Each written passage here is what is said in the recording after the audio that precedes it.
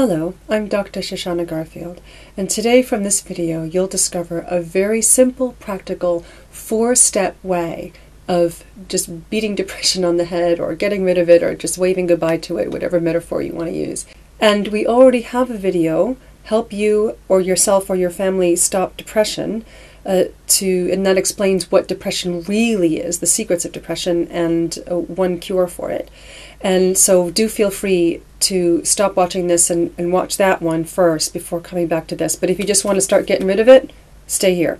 So the very first step, and there are 4, the very first is to recognize that this depression is there. So there are lots of people that walk around depressed and don't admit it, or just they say they're depressed, but it instantly comes, oh my God, there's nothing I can do about it. Just simply recognize that the depression is there.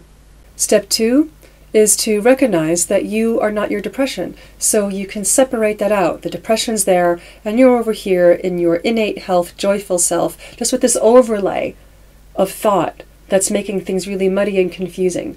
It's like cloud cover or something.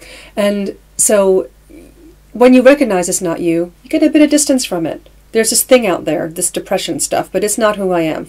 What a relief that is. Step 3 is to devalue the depression. So because you've been able to separate them, you can more highly value yourself and then devalue the depression. So there's even greater distance between the two. And one of the really cool things about this is that when you have that distance, you can say, oh, that's just a depressive thought. It doesn't really mean anything. I don't have to give that my attention. I don't have to make it important. I don't have to make this massive memorandum about it and sticker myself with it. And when you do that, you make it possible, like a memorandum that's important or like junk mail you get, you can just toss it away. It doesn't mean anything. And it's like, you don't think about the junk mail you had 2 years ago in the spring of 19 whatever. Yeah? It's just gone. It doesn't matter anymore. It's not in your thoughts, not in your energy. It's just gone.